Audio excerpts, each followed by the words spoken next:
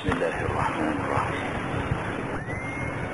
السلام عليكم ورحمة الله وبركاته. الحمد لله وبه نستعين. أشهد أن لا إله إلا الله وحده لا شريك له، وأشهد أن سيدنا محمدا عبده ورسوله، ونصلي ونسلم على هذا النبي الكريم سيد المرسلين وعلى آله وصحبه أجمعين. أما بعد،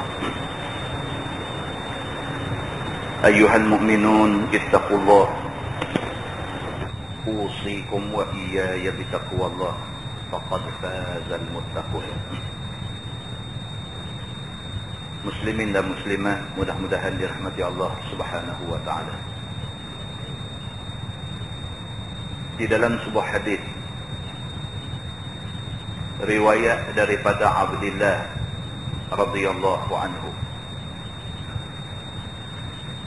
kata dia, su'ila Rasulullah sallallahu alaihi wasallam, ayyun nasi khair? قال النبي صلى الله عليه وسلم قرني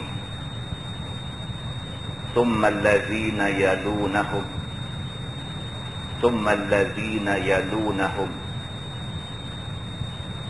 ثم يجيء قوم تبدر شهادة أحدهم يمينه وتبدر يمينه شهادته، atau kama qal, hadis sahih riwayat Imam Muslim. Ditanya Nabi sallallahu alaihi wasallam, ayyun nasi khair? Dalam banyak-banyak manusia, manakah kumpulan manusia paling baik? Masa Nabi hidup dulu, orang pernah tanya Nabi. Sahabat tanya Nabi, ayyun nasi khair? Dalam banyak-banyak manusia ni, kumpulan mana yang paling baik?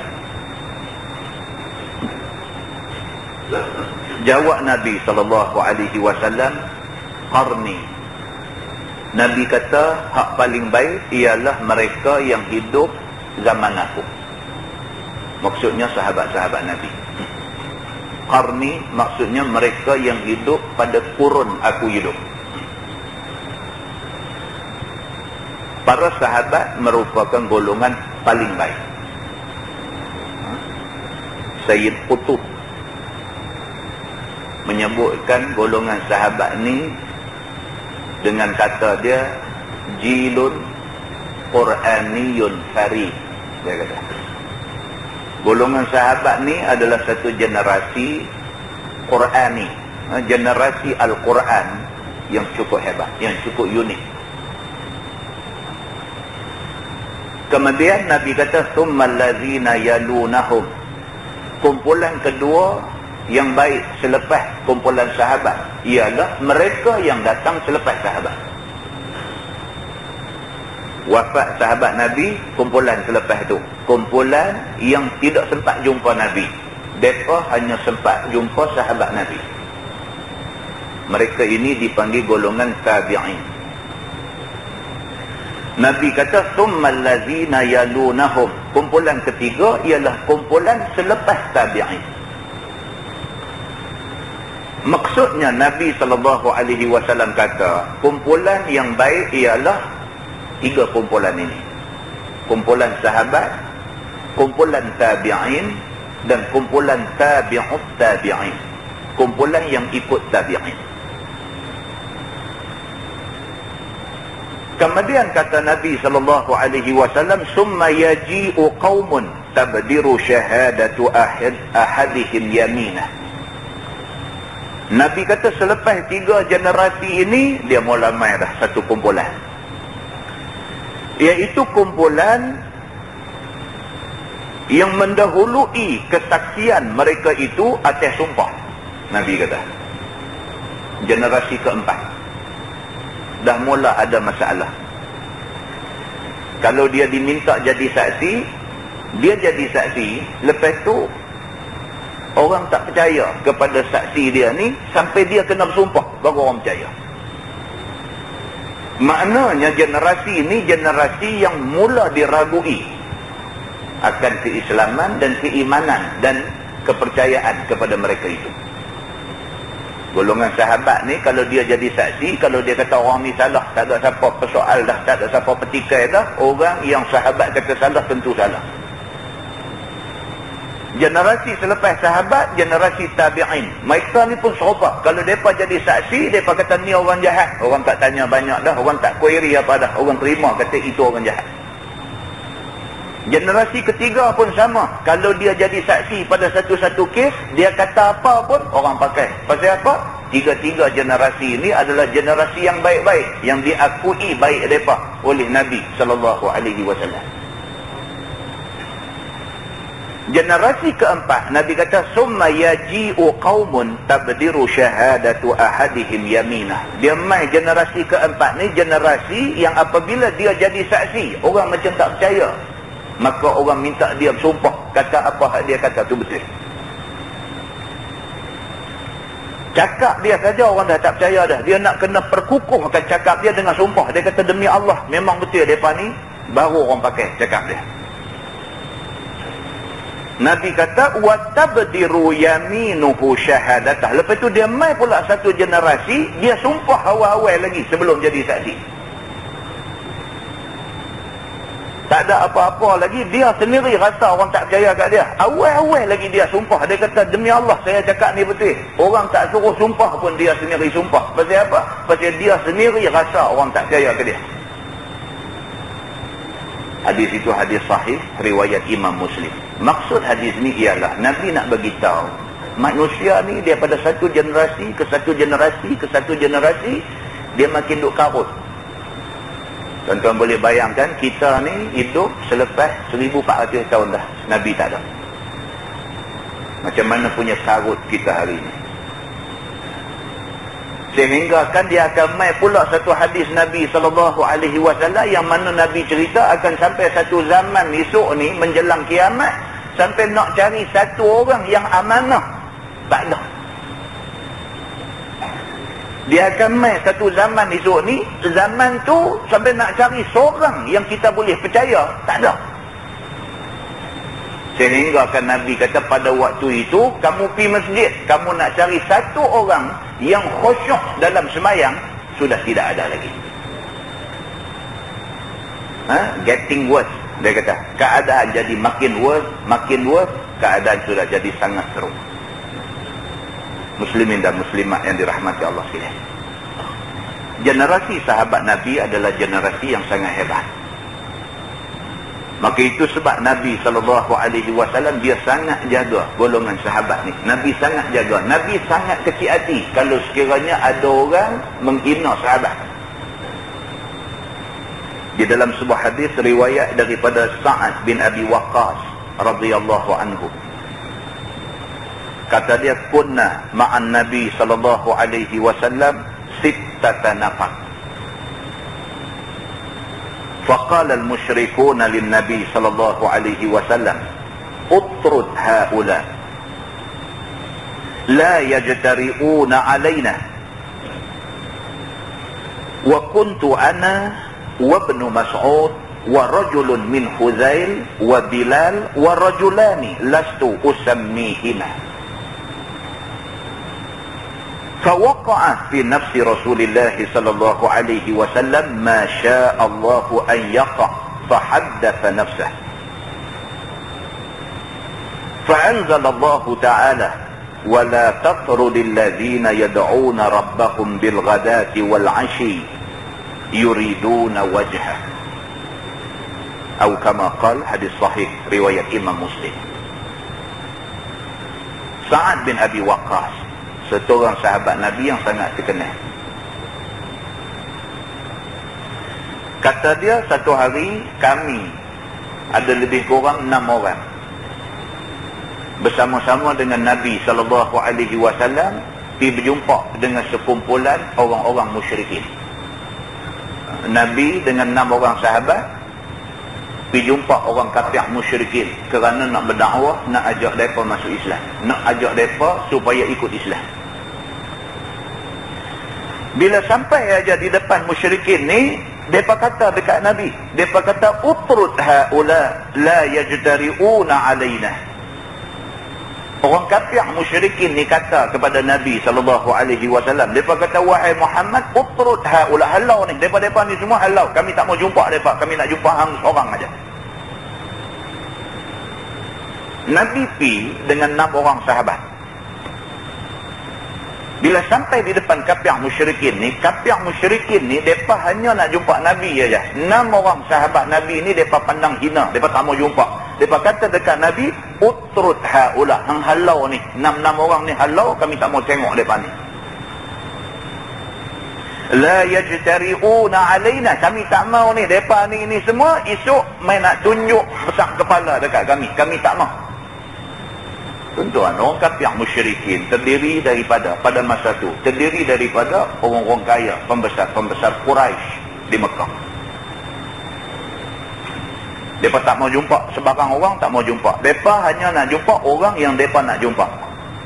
Hak mereka tak mau jumpa, tolong jangan duk main rapat dengan mereka. Mereka sombong, mereka bongkak, mereka takabur, mereka angkuh. Ini kafir musyrikin zaman tu.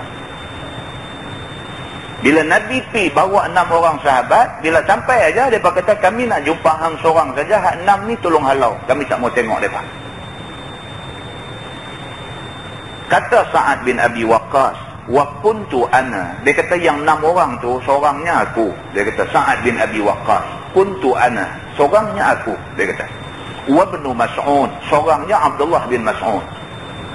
Wa rajulun min Huzail, seorangnya satu orang laki-laki daripada suku Huzail. Wa Bilal, seorang lagi Bilal. Dia kata wa rajulani lastu usammihima, dan 2 orang lagi sahabat yang tak disebutkan nama. Dia kata kami 6 orang ikut Nabi. 6 ni kena halau, termasuk Sa'ad bin Abi Waqqas, termasuk Abdullah bin Mas'ud yang hebat tu, termasuk Bilal yang sangat disayangi oleh Nabi ni dan sebagainya, semua sekali kena halau. Kata dia, fa waqa'a fi nafsi Rasulillah sallallahu alaihi wasallam ma syaa Allah an yaqa. Nabi sallallahu alaihi wasallam terasa sungguh bila orang halau sahabat dia. Nabi sendiri cukup sayang dekat sahabat dia, tiba-tiba orang halau sahabat dia yang dia sayang. Tuan-tuan, kita kalau kita sayang satu orang, orang pergi buat lebih kurang kat orang kita sayang, kita pun nak capang telinga juga. Tuan-tuan, dalam masyarakat kita lah ni ada orang tak mau balik rumah mak dia, semata-mata kerana mak dia marah anak dia, marah cucu. Maka pak dengan mak tumpang rasa hati, tak mau balik rumah. Mak dengan pak ni sayang sangat ke anak ni, balik rumah Tok Wan. Balik-balik Tok Wan sudah jerkah cucu, jerkah anak dia. Kerana Tok Wan jerkah anak dia, dia tak mau balik rumah dia, rumah mak dia tak mau balik. Pasal apa? Pasal Tok Wan sudah jerkah anak yang dia sayang. Tu nak cerita kata kecil hati. Orang hak kita sayang, bila kena macam tu, kita kecil hati ke orang yang buat keadaan ni. Nabi SAW sangat sayang sahabat-sahabat dia. Tiba-tiba satu hari, musyrikin sudah jerkah, sudah kata macam tu, sudah hina sahabat dia. Utrud haula, halau ni mereka ni semua, kami tak mau tengok. Nabi sangat terasa hati. Fahaddatha nafsah, maka terusik hati Nabi. Nabi jadi tawak hati, Nabi jadi tak suka kat mereka ni. Pasal apa? Pasal mereka ni sudah menghina sahabat yang Nabi sayang. Fa'anzalallahu ta'ala, Allah subhanahu wa ta'ala turun satu ayat 52 daripada surah Al-An'am. Firman Allah, وَلَا تَطْرُدِ الَّذِينَ يَدْعُونَ رَبَّهُمْ بِالْغَدَاةِ وَالْعَشِيِّ يُرِيدُونَ وَجْهَهُ. Sadaqallahul azim. Tuhan turun satu ayat, maksud dia, janganlah kamu halau orang-orang yang menyeru manusia kepada Tuhan mereka pagi dan petang. Tuhan turun satu ayat dekat Nabi, suruh Nabi baca depan kafir musyrikin ni. Walaupun dia bukan orang Islam, walaupun dia tidak beriman dengan Allah dan Rasul, tapi dia orang Arab, dia boleh faham Quran ni. Allah turun satu ayat, Nabi baca, وَلَا تَطْرُدِ الَّذِينَ يَدْعُونَ رَبَّهُمْ بِالْغَدَاةِ وَالْعَشِيِّ Allah Subhanahu wa ta'ala berfirman, jangan hampa cuba nak halau orang-orang yang menyeru manusia ke jalan Allah, ke jalan Rasul, pagi dan petang. Yuriduna wajhah. Mereka tak ada nak benda lain. Yang mereka nak keredaan Allah Subhanahu wa ta'ala. Tak ada pasal hampa nak pergi halau orang baik macam ni. Muslimin dan muslimat yang dirahmati Allah sekalian, Nabi SAW sangat sayang kepada sahabat-sahabat dia, sampai Nabi tak boleh dengar orang hina sahabat dia. Kalau sahabat Nabi pun tak boleh hina, Nabi marah. Tuan-tuan boleh bayang kita hina Nabi SAW, macam mana Allah nanti marah kita. Muslimin dan muslimat yang dirahmati Allah sekalian, Nabi SAW di dalam sebuah hadis riwayat daripada Jabir bin Abdullah radhiyallahu anhu, kata dia, akhbaratni Ummu Mubashir annaha sami'at an-nabiy sallallahu alaihi wasallam yaqul 'inda Hafsah, la yadkhulun nar insyaallah min ashabis syajarati ahad alladzina bay'u tahtaha, atau kama qala, hadis sahih riwayat Imam Muslim.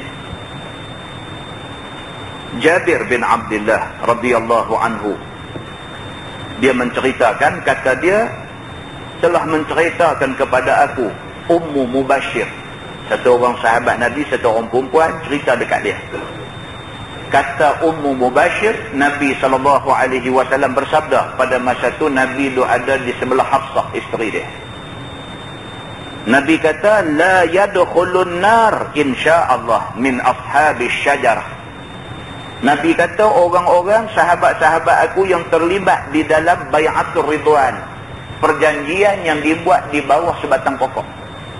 Bai'ah ridwan, satu perjanjian antara Nabi dengan sekumpulan sahabat. Nabi SAW sebut dalam hadis dia, orang yang terlibat di dalam bai'ah ridwan di bawah pokok ini, mereka ni insya-Allah tidak akan masuk neraka. Nabi kata, yakni allazina bay'u tahtaha, iaitu mereka yang berjanji taat setia dengan Nabi di bawah pokok di dalam perjanjian ar-ridwan itu. Berapa banyak ada hadis-hadis Nabi SAW yang menceritakan Nabi SAW sangat sayang kepada sahabat-sahabat dia, dan Nabi SAW menjanjikan serba macam kebaikan kepada sahabat-sahabat dia. Sekalinya Nabi SAW sewaktu berlaku perang Khandaq. Perang Khandaq, tuan-tuan. Perang Khandaq ini berlaku, seorang sahabat yang bernama Salman Al-Farisi, dia bagi cadangan dekat Nabi. Oleh kerana musuh nak serang kita, dia kata kita jangan tunggu di Madinah, bertahan di Madinah. Kerana kalau kita tunggu di Madinah, musuh serang, ramai yang akan terlibat dan ramai yang akan mati. Orang perempuan, budak-budak juga akan mati. Kita keluar daripada Madinah, kita buat parit keliling Madinah. Khandaq itu makna dia parit. Kita pergi buat parit. Jadi musuh serang kita, musuh akan jatuh dalam parit yang kita korek ni. Sebahagian aja yang akan boleh merangkak naik, maka kita kena lawan dengan setengah aja daripada musuh. Setengah lagi dah jatuh dalam parit yang dibubuh api. Nabi SAW semasa sahabat-sahabat duk korek parit ni, semasa sahabat duk korek Khandaq di keliling Madinah ni, masa duk korek parit tu, Nabi SAW pergi tengok sahabat duk buat kerja korek parit ni, Nabi korek sama. Di dalam hadis riwayat daripada Sahal radhiyallahu anhu, kata dia, ja'ana Rasulullah sallallahu alaihi wasallam wa nahnu naqirul khandaq. Nabi mai waktu tu kami tengah duk korek parit. Nabi mai ke kami. Wa nanqulut turab ala tabina. Waktu tu kami ni korek pun korek, dah korek hamput pula pasir atas belakang pi tambun buat kubu pula tang lain. Faqala Nabi sallallahu alaihi wasallam, maka Nabi sallallahu alaihi wasallam bersabda, Nabi kata, Allahumma la 'aisha illa al-akhirah. Nabi kata, ya Allah, tidak ada hidup melainkan sebenar-benar hidup itu ialah hidup akhirat itu. Nabi bila pergi tengok dengan mata dia sahabat-sahabat dia buat kerja ni bukan kerana nak jack Nabi, buat kerja ni bukan kerana nak boleh duit, buat kerja ni kerana Allah, kerana sayang kepada Islam. Pi buat kerja, pi duk korek parit tengah padang pasir panas terik ni, pi duk buat kerja tu semata-mata kerana sayang kepada Islam, kerana mengharapkan keredaan Allah. Nabi bila tengok yang tu, Nabi jatuh air mata, mengenangkan sahabat-sahabat ni mengharapkan keredaan Allah. Nabi kata, Allahumma la 'isha illa 'ishal akhirah. Nabi kata, ya Allah, tidak ada hidup sebenar-benar hidup itu ialah hidup akhirat esok. Dunia ni bohong aja. Terus Nabi doa, Nabi kata, faghfir lil muhajirin wal ansar. Nabi kata, ya Allah, ampunkanlah dosa orang-orang muhajirin dan orang-orang ansar. Nabi doa kepada Allah Subhanahu wa taala, minta Allah ampunkan dosa al-muhajirin dan juga golongan ansar. Hadis-hadis ini semua menunjukkan kepada kita bahawa Nabi SAW sangat sayang kepada sahabat. Pasal apa? Pasal sahabat adalah generasi yang tumpah darah kerana nak bawa Islam kepada kita hari ini. Tuan-tuan, sahabat Nabi ni ada macam-macam. Sebahagian daripada sahabat ni ialah sahabat golongan pertama. Ulama buat senarai sahabat ni. Sahabat kategori pertama adalah sahabat yang masuk Islam di Mekah pada zaman awal-awal Nabi bawa Islam. Di antaranya ialah Abu Bakar, Umar, Osman, Ali dan beberapa orang sahabat lain. Bayangkan zaman tu tuan-tuan, Nabi seorang aja. Seorang dia aja bawa Islam, balik-balik ke rumah, orang yang mula ikut dia ialah Khadijah, isteri dia. 2 orang nak bawa Islam. Masa tu tak teringat dalam fikiran siapa pun, tak teringat satu risalah Islam yang dibawa oleh Nabi SAW, satu orang manusia yang diikut mula-mula sekali oleh isteri dia. 2 orang ni nak bawa satu agama yang sampai hari ni bilion orang ikut. Tak masuk akal. Satu agama yang mula dengan seorang, kemudian bini dia ikut, 2 orang nak bawa Islam, nak boleh jadi ramai sampai bilion orang hari ni tak masuk akal.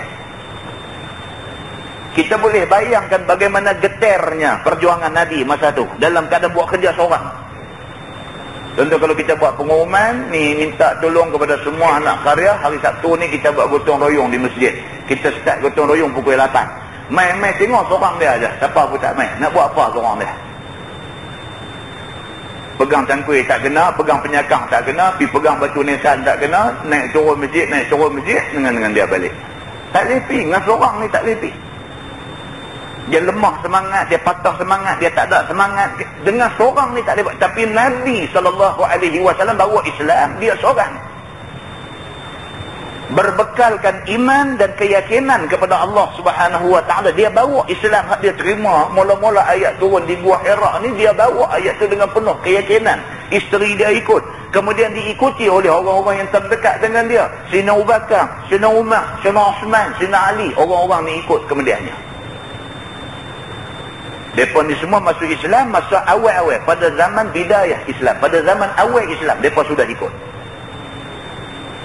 Kemudian ada sahabat yang masuk, dia kata ashab darun nadwah, dia panggil sahabat yang terdiri daripada orang-orang yang duduk di darun nadwah. Darun nadwah ni parlimen orang Quraisy masa tu.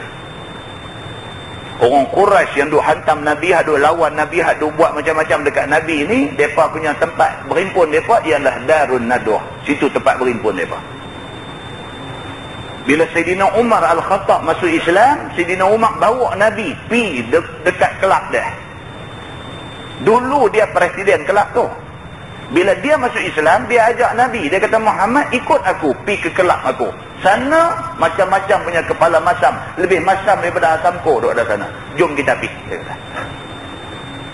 Sayyidina Umar escort Nabi. Bila sampai di Darun Nadwah, dia tolong cakap dekat geng-geng dia ni, semua pakat takut ke dia. Dia tolong cakap dekat mereka, dia kata, aku sudah masuk Islam, ini Muhammad. Dia membawa agama yang benar, hampa dengar cakap dia. Sebahagian daripada orang yang ada di Darun Nadwah itu bai'ah depan Nabi, mengaku taat setia masuk Islam depan Nabi. Ini golongan kedua. Ini golongan kedua. Ada sahabat ialah mereka yang mula-mula ikut hijrah ke Habsyah. Ada juga mereka yang bai'ah Nabi SAW, janji setia dengan Nabi semasa bai'atul Aqabah. Dia jadi 2 kali, bai'ah Aqabah pertama, bai'ah Aqabah kedua, ikut Nabi. Ini juga sahabat yang awal-awal masuk Islam.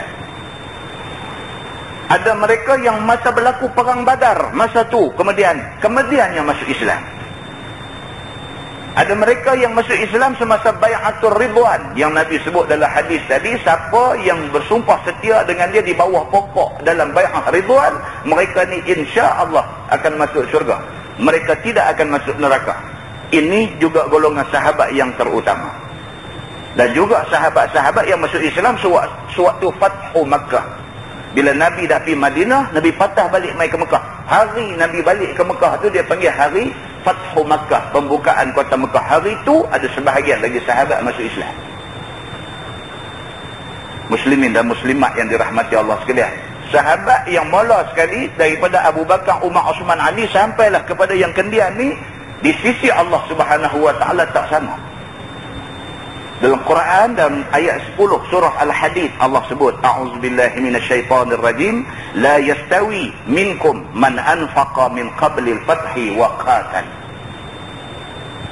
Ulaika a'zamu darajatan minal ladzina anfaqu min ba'du wa qatalu. Wa kullan wa'adallahu al-husna wallahu bima ta'maluna khabir. Sadaqallahul azim. Tuhan sebut, Tuhan kata tidak sama di antara mereka yang berjuang dan belanja harta sebelum pembukaan kota Mekah dengan mereka yang berjuang dan belanja harta selepas pembukaan kota Mekah. Tak sama. Tuhan kata mana boleh sama. Orang yang awal-awal sama-sama dengan Nabi, zaman tak ada siapa ikut Nabi, dia dah sama dengan Nabi, dengan orang yang ikut Nabi waktu dah ramai dah ikut Nabi. Tak sama. Orang hak mula tu lebih teruk lagi berjuang untuk nak bawa Islam berbanding dengan hak masuk Islam zaman dah ramai dah. Ulaika a'zamu darajah. Allah kata orang yang masuk Islam awal-awal, mereka ini lebih besar kedudukan di sisi Allah. Walaupun begitu, wa kullan wa'adallahu al-husna. Walaupun begitu, yang kata sahabat Nabi ni semua mereka dijanjikan oleh Allah dengan kebaikan. Walaupun sama-sama dia tu tak sama di sisi Allah, ada yang lebih utama, ada yang kurang utama, tapi nama kata sahabat wa'adallahul husna. Allah janji kebaikan dekat mereka. Sahabat Nabi kok mana pun Allah janji kebaikan. Wallahu bima ta'maluna khabir. Dan Allah Subhanahu wa taala, apa yang hampa buat Allah Maha mengetahui. Muslimin dan muslimat yang dirahmati Allah, daripada hadis-hadis dan ayat Quran yang kita baca dapat kita faham bahawa generasi sahabat adalah generasi yang paling utama. Itu sebab Nabi kata ashabi kan nujum, sahabat-sahabat aku macam bintang. Nabi kata pasal apa? Orang Arab dulu musafir tengah padang pasir, bila sesat dia kena tengok bintang. Daripada bintang yang ada di langit tu dia boleh tahu arah utara, selatan, timur, barat. Maka Nabi kata sahabat aku macam bintang di langit. Kalau hampa nak sesat, hampa boleh berpandukan kepada sahabat Nabi. Jadi tuan-tuan, daripada hadis dan ayat Quran yang kita baca ni dapat kita faham bahawa kita tak boleh menghina sahabat Nabi. Tak boleh. Bahkan sahabat-sahabat Nabi mestilah dijadikan golongan yang menjadi contoh dan ikutan kita semua. Yang kedua, kalau sahabat Nabi kita kena buat dia sebagai ikutan kita, apatah lagi Nabi SAW, itu ikutan utama kita. Jadi sebagai orang Islam, ini dua benda jangan lupa. Allah dan Rasul SAW adalah penentu kepada perjalanan hidup kita. Mudah-mudahan mukadimah itu memberi manfaat kepada kita semua, insyaAllah. Kita menggunakan Bahrul Mazi jilid 16. Jilid 16. Muka surat 233. Muka surat 233. Kita masih lagi berada di bawah tajuk Al-Wasiyatu fil Wa'zi, iaitu memberi wasiat ataupun tulis surat dengan bertujuan untuk bagi nasihat. Bulan lepas kita dah tengok bagaimana Aisyah radhiyallahu anha tulis surat kepada seorang sahabat Nabi yang bernama Muawiyah, menasihatkan Muawiyah supaya man iltamasa ridallah bi sukhtin nas kafahullah ma'unatan nas wa man iltamasa ridan nas bi sukhtillah wakalahullahu ilan nas. Kemudian dia kata wassalamu alaih. Itu saja surat yang dia tulis kepada Muawiyah bin Abi Sufyan. Sayyidatina Aisyah kata, siapa yang menuntut keredaan Allah walaupun manusia marah dekat dia, maka Allah Subhanahu wa ta'ala akan pelihara dia. Kita pegang apa yang Tuhan suruh. Manusia marah kita, manusia kata macam-macam kat kita, mereka kata kita gelong, mereka kata kita sesat, mereka kata kita ni anti-establishment, mereka kata kita ni golongan kolot. Dia kata apa pun tak apa, janji kita stick, berpegang dengan ajaran Allah. Manusia marah kita kerana kita ikut perintah Allah, tak apa. Aisyah kata Nabi ada sebut macam tu. Dan wa man iltamasa ridwan nas bi sukhtillah, dan barang siapa yang mencari keredaan manusia walaupun Tuhan marah, dia tak kisah, janji manusia kata dia bagus. Dia ikut kehendak manusia walaupun kehendak manusia tu terang-terang salah. Dia tahu memang benda ni kalau buat berdosa, tapi oleh kerana manusia suka, dia buat. Allah marah pun tak apa. Maka orang yang macam ni wakalahullahu ilan nas, Allah Subhanahu wa ta'ala akan binasakan dia dengan manusia itu sendiri. Itu saja yang dia tulis. Dan kita dah baca dah pada bulan lepas beberapa huraian dia. Malam ni muka surat 233. Tuan-tuan tengok perenggan 2 dari bawah. Itu kita dah baca dah, kita ulang balik sikit lagi. Maka ada pun segala hadisnya, iaitu tak kala disifatkan Nabi SAW akan raja-raja yang zalim. Lalu bersabda Nabi, maka siapa-siapa melawan raja-raja tu, nescaya lepas dia daripada nama munafik, dan daripada nama penipu, dan daripada nama pengecek. Kalau sekiranya raja ataupun pemerintah tu zalim, kita jauh diri daripada mereka ni. Kita jauh diri itu bermakna kita selamat. Selamat daripada dianggap munafik, selamat daripada dianggap kita penipu, dan selamat daripada dianggap kita ni suka bodek.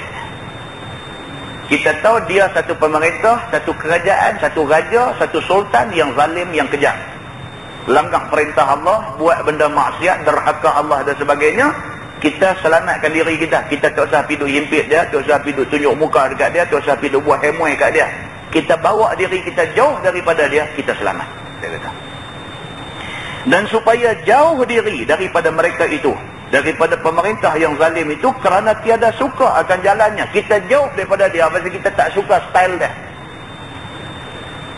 Dia style karaoke, dia style konsert, dia style pesta, dia style seronok, dia style mau maksiat, dia style minum arak dan sebagainya. Kita tak suka style tu, maka kita jauh diri daripada dia. Nescaya sejahtera ia daripada siksa Tuhan dengan sebab meninggalkan maksiat itu. Kita selamat pasal kita tak suka style dia yang berdosa itu. Kita bawa diri daripada pergi dekat dengan dia pasal kita tahu dia punya style tak sama dengan kita punya style. Kita punya style masjid, dia punya style naik kelab. Oh, kita tak boleh join. Maka kita bawa diri kita jauh daripada dia. Sejahtera agama kita. Begitu. Dia kata, ataupun hampir sejahtera ia daripada siksa Tuhan. Dan siapa termasuk di dalam racik dan di dalam jaring dunia mereka yang zalim itu, maka ialah orang yang masuk di dalam bilangan mereka itu. Maka binasa ia. Kalau kita pergi terlibat dengan dia, dia duk minum arak, kita kena pergi tungkat dagu tunggu dia minum arak walaupun kita tak minum. Jahanam kita. Kerana nak ambil hati dia, kerana nak jaga dia, kerana nak bodek dia, kita pergi tunggu juga. Walaupun kita tak minum, tapi duk kena tunggu dia minum arak. Maka binasa kita, dia kata. Lagi baik jangan pergi dekat. Kalau dah tahu dia punya style macam tu, jangan pergi dekat dengan dia. Maka sebab pun orang yang menjauh diri daripada mereka itu, maka hampir sejahtera daripada siksa Tuhan itu, kerana orang yang menjauhkan diri itu sejahtera daripada dosa. Bila kita lari jauh daripada orang hak jenis karut ni, kita terlepas daripada dosa. Tetapi tiada sejahtera daripada azab Allah, bala dalam dunia. Jika Tuhan turunkan bala ke atas mereka itu, kerana dia umumkan Tuhan bala mengenai sekalian orang yang baik dan orang jahat. Kita tak berdosa, tapi kita belum selamat daripada bala Tuhan. Dia jenis kaki minum arak, dia jenis kaki naik kelab, dia jenis kaki karaoke, dia jenis kaki perempuan, dia jenis buat benda-benda dosa, benda-benda maksiat, benda yang Tuhan marah. Kita cuma jauh diri daripada dia. Kita jauh diri, kita selamat daripada dosa. Tapi dia duk minum juga, dia duk berzina juga, dia duk buat juga. Kerana kita duk biar dia duk buat benda tu, bala Tuhan turun. Bala Tuhan bila turun, bukan kena dia aja, kena dengan kita hak lari ni sekali. Pasal apa? Pasal sifat bala Tuhan bila turun, dia hantam semua sekali. Begitu. Kerana mengapa tiada melawan dengan baik-baik dan lemah lembut dan bagus? Dia kata pasal apa kita tak pergi nasihat dia? Bala turun juga pasal apa? Pasal kita langsung tak buat usaha nahi mungkar, tak buat. Nahi mungkar ni tuan-tuan bukan nanti mesti contoh maki hamun dia tak. Dia bercakap elok-elok ke dia. Allah Subhanahu wa ta'ala pernah perintah Nabi Musa dengan Nabi Harun. Allah kata izhaba ila fir'aun innahu tagha. Wahai Musa dan Fir'aun, izhaba dalam Quran. Izhaba dia ada alif. Alif tu musanna, menunjukkan dua orang. Izhaba ila fir'aun. Wahai Musa dengan Harun, hampa dua-dua pergi jumpa Fir'aun. Innahu tagha. Kerana Fir'aun ni melampau. Faqula lahu qawlan layyinan. Dicakap dekat Fir'aun ini cakap yang lemah lembut, cakap elok-elok. La'allahu yatazakkaru aw yakhsha. Mudah-mudahan Fir'aun bila dia duk buat zalim, buat jahat dan sebagainya, ada orang mai bercakap elok-elok, mai bercakap bukan nak cabar dia, tapi kesian dekat dia, nak selamatkan dia. La'allahu yatazakkar. Mudah-mudahan Fir'aun teringat juga dekat Tuhan. Aw yakhsha, ataupun lebih baik lagi Fir'aun jadi takut pada Tuhan. Itu cara dakwah. Bila kita tengok satu orang teruk dan sebagainya, kita pergi dekat dia, nasihat. Cakap elok-elok kat dia. Mudah-mudahan. Manalah nak beritahu, cakap kita tu, buk kata. Jadi sebab Allah cakap hidayah dekat dia. Berbanding dengan siapa pun tak pergi cakap dekat dia, siapa pun tak pergi bagi tahu apa dekat dia, maka dia tenggelam di dalam kekufuran dan maksiat kepada Allah.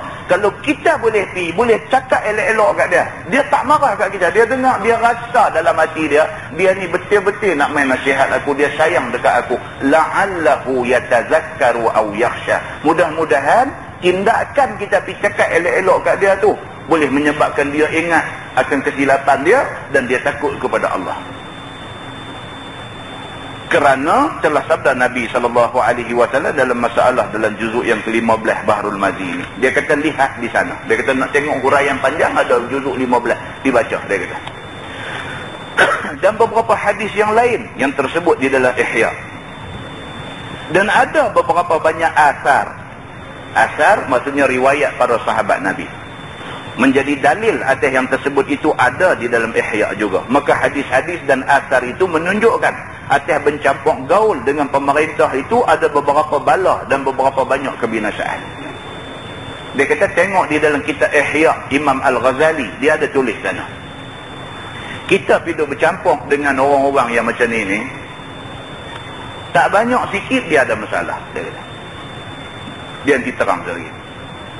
Tetapi boleh kita terangkan satu persatu akan sebagai keterangan cara fiqh. Dia kata dia akan terang secara ringkas.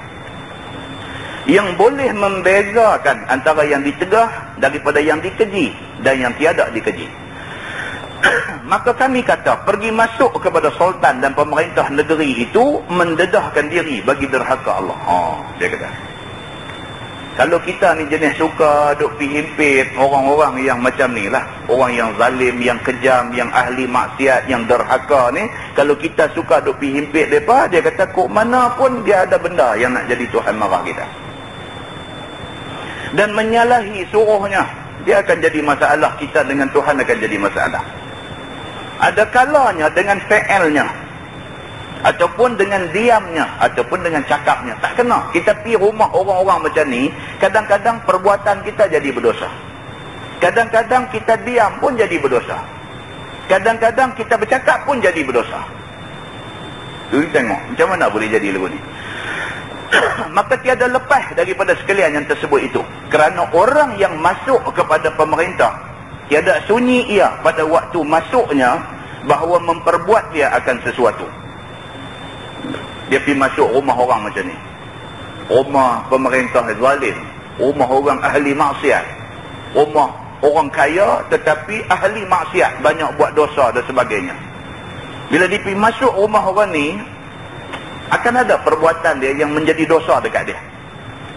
Ataupun diam ia daripada sesuatu. Dia masuk pergi rumah kawan tu, dia tengok ada benda tak betul dalam rumah kawan tu, tak tegur. Tak tegur tu, diam tu pun jadi berdosa.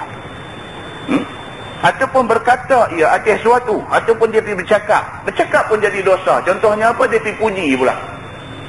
Dia pergi rumah kawan tu, dia tengok kawan tu dengan gelang mah, dengan rantai mah, orang laki-laki, orang Islam laki-laki tak boleh pakai rantai mah, gelang mah. Dia bila tengok macam tu, dia pergi tegur. Dia takut saya kena apa-apa kat dia. Dia tak tegur, dia takut jadi dosa. Kawan tu pula pergi tanya dia pula, okey ke saya punya rantai mah ni? Tanya dia, dia pula pergi kata apa? Oh, dia kata memang sesuai dengan hang, berdosa. Pergi jadi berdosa. Dia pergi tegur, dia kata memang sesuai dengan hang, jadi berdosa. Ataupun beriktikad pada dirinya akan sesuatu pun boleh jadi dosa. Ataupun dengan perbuatan itu, maka iaitu, dia nak bawa contoh, iaitu masuk dia ke atas pemerintah itu. Pada ghalib ahwal pemerintah itu adalah masuk ke rumah yang kena rampas daripada tuan. Dia kata kalau pemerintah yang kejam, yang zalim, dia rampas tanah orang. Dia rampas tanah orang, dia buat istana dia. Maka tanah tempat istana dia tu, itu tanah yang dia rampas hak rakyat punya. Kita pergi masuk di dalam istana yang didirikan di atas tanah yang dirampas ni, berdosa kita ni. Begitu. Maka masuk ke dalam rumah kena rampas itu dengan tiada izin tuannya, maka haram dia kata. Tuan dia bukan kawan tu, bukan tuan istana tu, tuan hak sebenar tu, hak kena rampas lu ni. Kita pergi masuk tu, kita tak dapat izin tuan sebenar. Kita masuk tanpa izin, berdosa, dia kata. Ini, kalau sekiranya dia orang zalim, orang kejam, orang kata dulu beraja di mata, bersultan di hati. Tanah orang tanah dia, bini orang bini dia, anak orang pun bini dia. Bukan anak orang anak dia, anak orang bini dia juga, semua hak dia. Apa dia mau, semua dia nak, tak bagi, jaga kawah tak bagi tu. Membujuk lalu melentang patah. Dia jenis macam tu, dia mau apa, dia mesti dapat. Kalau jenis macam ni, dia dah rampai hak orang semua, dia pergi buat istana dia di situ, kita pergi ke istana dia, kita kata istana dia, syarak tidak mengiktiraf itu hak dia, syarak masih kata hak tuan asal punya juga. Kita masuk tu walaupun dia izin, tapi tuan asal tak izin, kita masuk tu berdosa, dia kata. Maka jika difardu, ditakdirkan keadaan zalim itu pada tempat yang bukan kena rampas, katalah ni raja yang zalim, pemerintah yang zalim, yang kejam ni, katalah dia ni buat rumah bukan atas tanah rampas, dia beli elok tanah tu. Seperti di bumi yang tiada siapa miliknya, misalnya tanah tu tak ada siapa-siapa, dia pergi pegang ambil, dia buat istana dia. Maka ini boleh tilik jika adalah masuk kepada pemerintah itu di bawah kemah ataupun di bawah teduhan dan daripadanya hartanya, maka itu haram juga. Dia kata haram juga. Pasal apa? Pasal kalau kita masuk tu bawah rumah, bawah istana, bawah bangunan, bawah kemah, kerana ghalib, kerana biasanya harta sultan, pemerintah yang zalim itu adalah haram, dia kata. Kerana kebiasaan orang zalim ni, harta dia pun harta yang dapat dengan cara tak adil. Dia pergi ugut orang, dia pergi takutkan orang, dia pergi buat macam-macam ke orang, orang takut ke dia, orang bagi duit ke dia, orang takut ke dia, orang bagi apa-apa ke dia, duit dia dapat tu duit haram. Duit haram tu dia pergi buat rumah dia, kita pergi masuk, berdosa juga kita ni. Cerita dia kata roswat, dengan dia panggil roswat. Maka masuk ke dalamnya tidak harus kerana mengambil faedah dengan haram dan berteduh dengan dia. Tak boleh. Kita masuk dalam rumah yang didirikan dengan duit haram tu, kita masuk tu pun tak boleh, dia kata. Begitu. Dan jika difardu dan ditakdirkan yang demikian itu halal, katalah rumah tu, istana dia buat tu semua, duit dia kerja dan sebagainya, duit halal, maka tiada derhaka orang yang masuk itu dengan memasuknya. Barulah kita masuk tu tak jadi berdosa. Pasal semua duit halal yang dia buat tu. Daripada sekira-kira masuk juga dan tiada dengan kata Assalamualaikum. Syaratnya pula masuk tak usah kata Assalamualaikum pula lah, dia kata. Ini pendapat ulama begitu.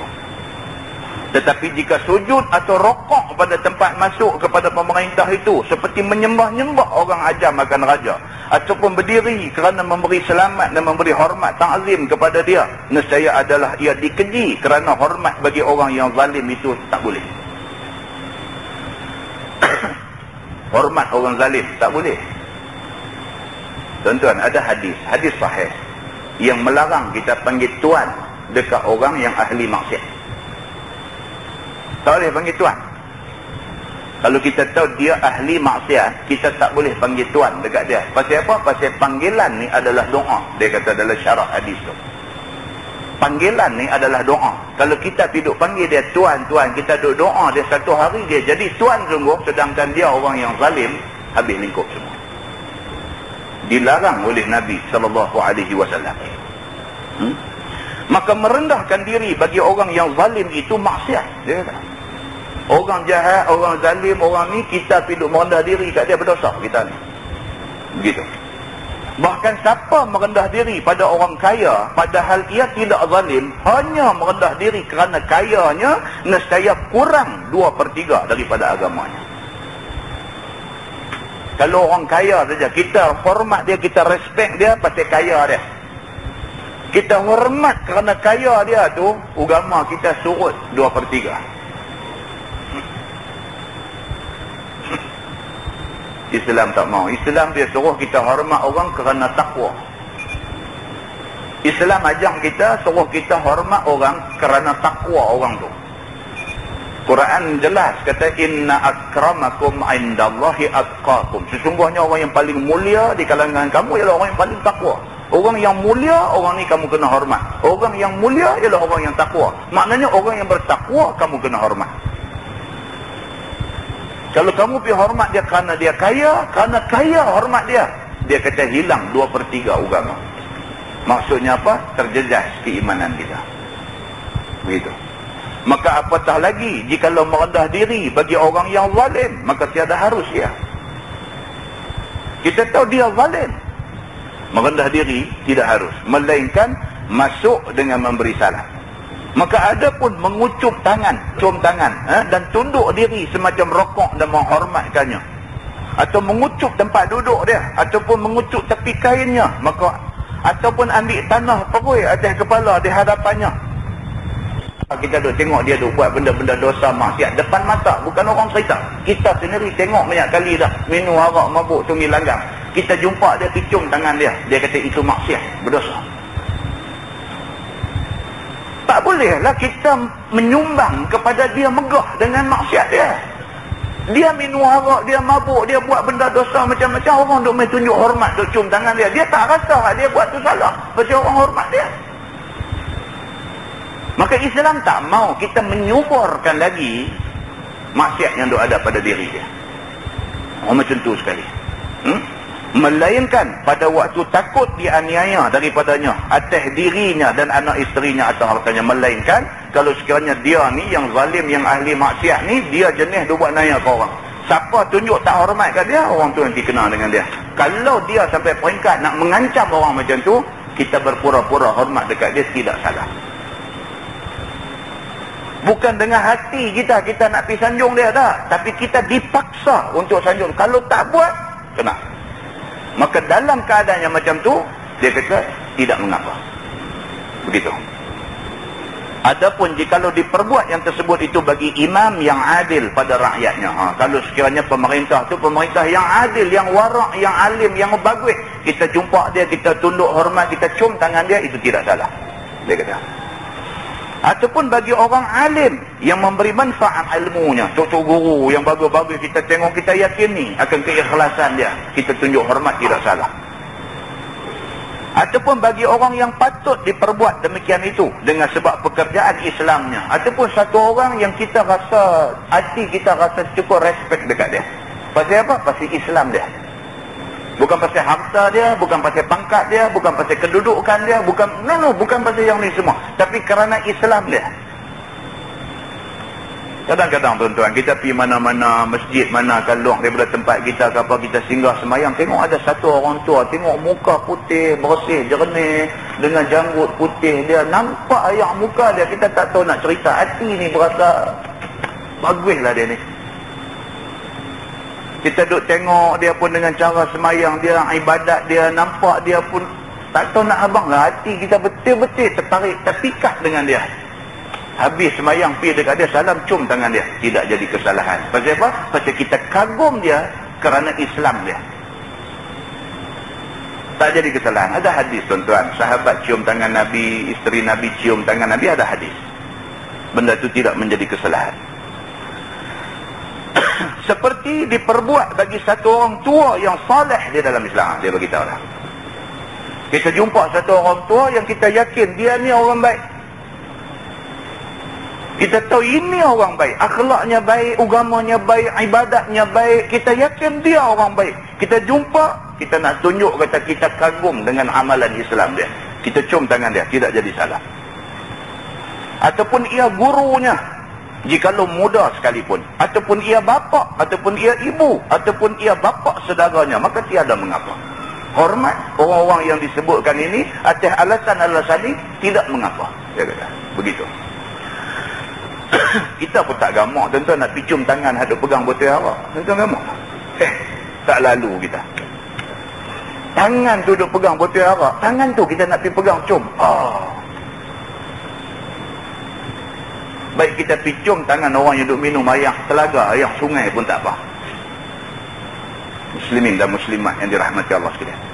Maka jikalau pemerintah yang zalim itu bagi salam, maka menjawab salamnya itu ada padanya tilik. Kalau hak zalim, ahli maksiat, kejam dan sebagainya ni, jumpa kita dia bagi salam kat kita, dia kata tengok, kerana menjawab salam itu wajib, maka tidak sayogia tidak dijawab dengan sebab zalimnya itu. Jadi kalau dia bagi salam, walaupun kita tahu dia ni karut, mata kita tengok dia mabuk, arak duk pegang, botol arak duk pegang di tangan, duk mabuk ni, kita jumpa lah 5-6 kali dah. Dia tentu jumpa kita bagi salam kat kita, Assalamualaikum. Waalaikumsalam. Kena jawab. Pasal apa? Pasal bagi salam ni sunat, bila jawab sudah jadi wajib, kena jawab.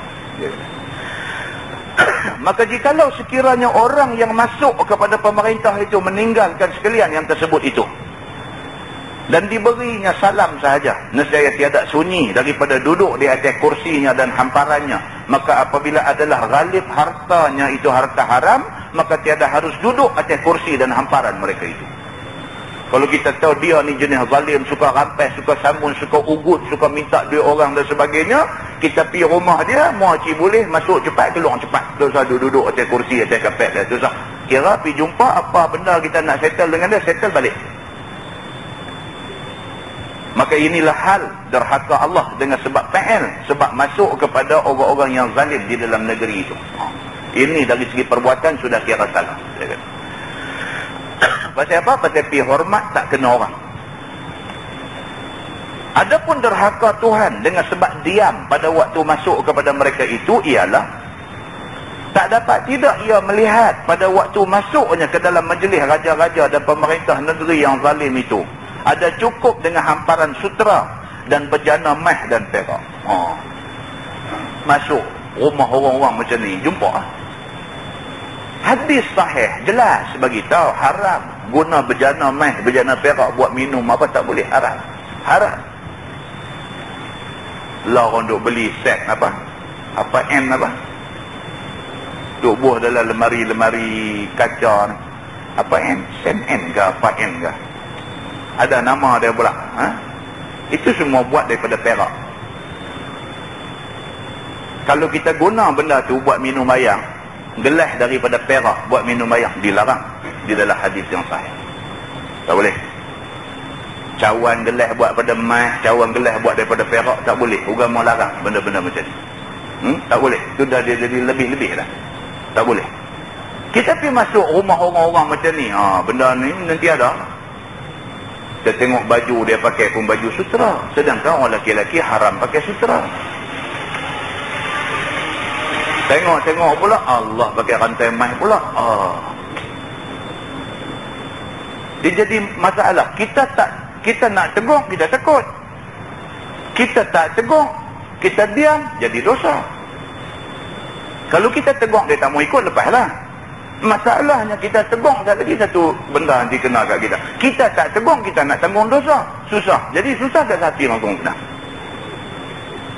Tak hati langsung senang. Begitu. Dan dia kata bila kita masuk pergi rumah orang-orang ni, dan sutera-sutera yang dipakai oleh mereka itu, dan dipakai oleh kundang-kundangnya, yang adalah semuanya itu haram dengan ittifaq ulama. Daripada nas yang terang, ulama semua sepakat mengatakan orang lelaki-lelaki mah dengan sutera tak boleh pakai.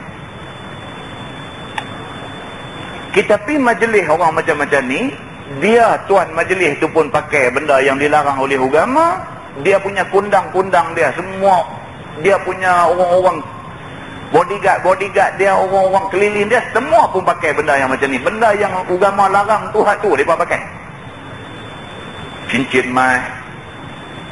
Ramai tak tuan-tuan hari ni orang Islam pakai benda-benda macam ni. Bagi dia ini simbol dia orang kaya.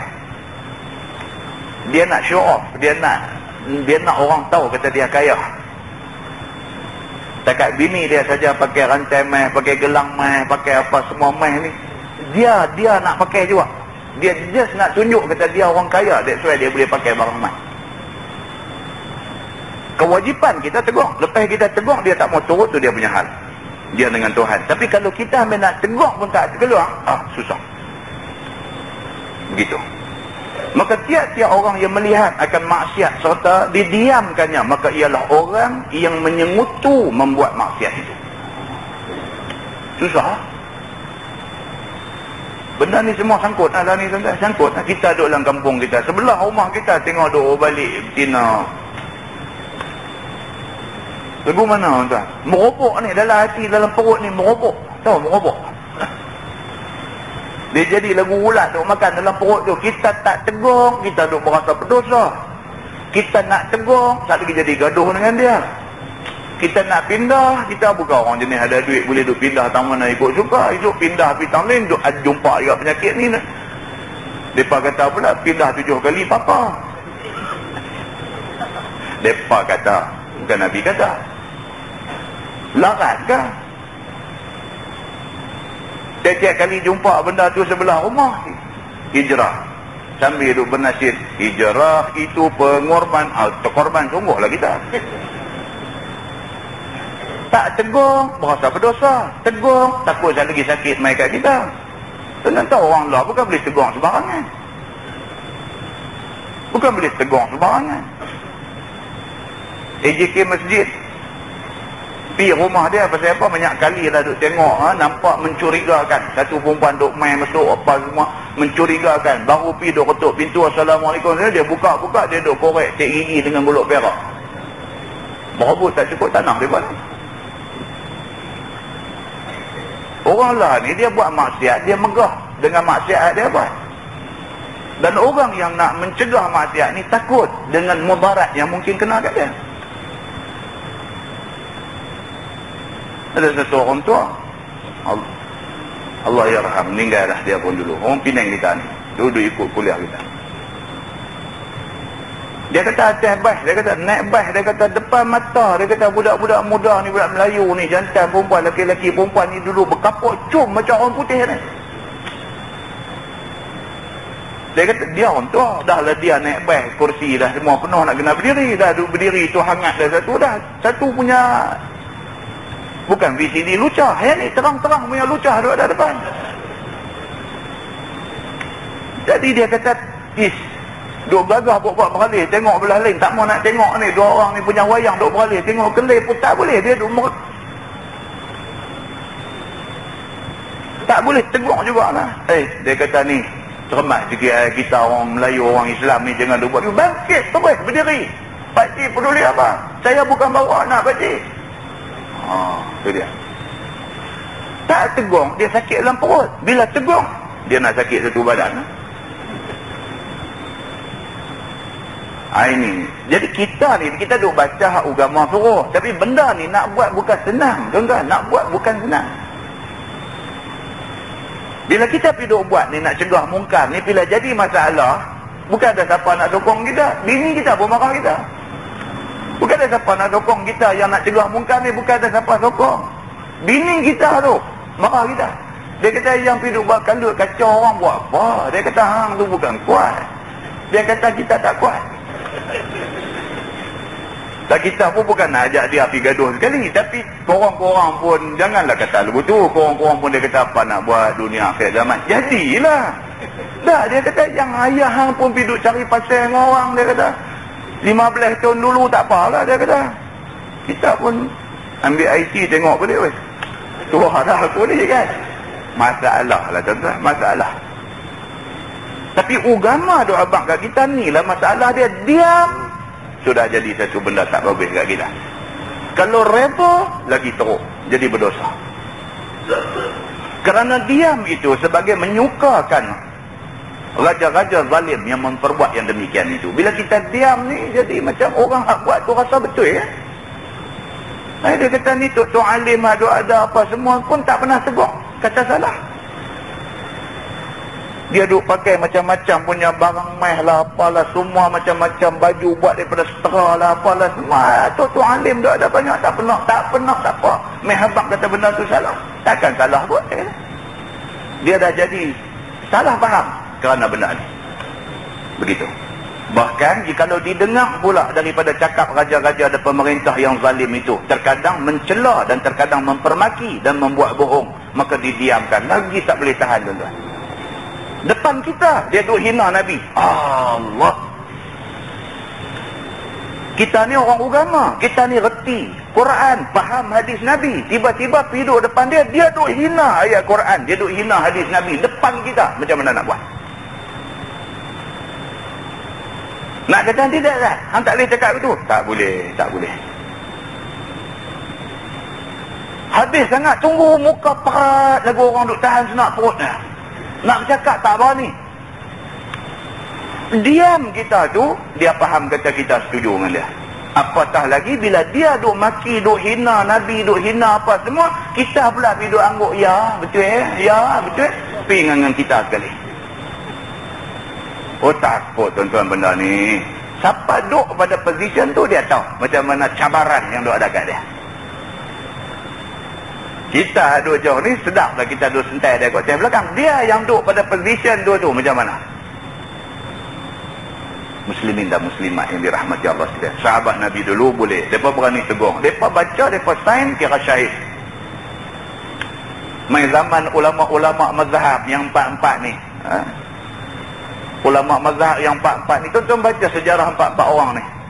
Baik Imam Abu Hanifah yang paling senior, baik Imam Malik yang nombor 2 senior, baik Imam Asy-Syafi'i nombor 3, baik Imam Ahmad bin Hanbal yang paling junior. Empat-empat imam mazhab ni semua ada cerita zaman mereka. Semua ada cerita. Boleh pergi depan pemerintah cakap, tak maki, tak cerca, tak cakap kata-kata, cuma nak pergi habang kata hak ni tak betul, jangan buat. Yang tu aja masuk jail tuan-tuan. Tidak cukup dengan masuk jail, sebab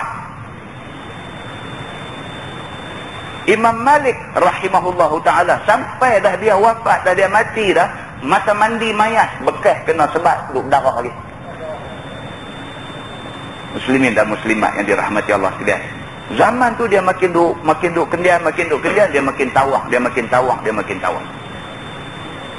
Muslimin dan muslimat yang dirahmati Allah. Nescaya haram pula mendiamkannya itu. Terkadang nampak pada orang datang kepada mereka itu memakai pakaian haram. Kadang-kadang depan mata kita tengok dia pakai benda haram. Dan memakan makanan haram depan kita duk tengok dia duk langgar haram, mabuk, cakap merapu dan sebagainya. Dan sekalian yang ada di hadapannya itu haram belaka. Ada depan dia haram belaka. Makanan haram. Ada perempuan-perempuan tu semua haram. Bukan isteri dia. Semua tu simpanan dia.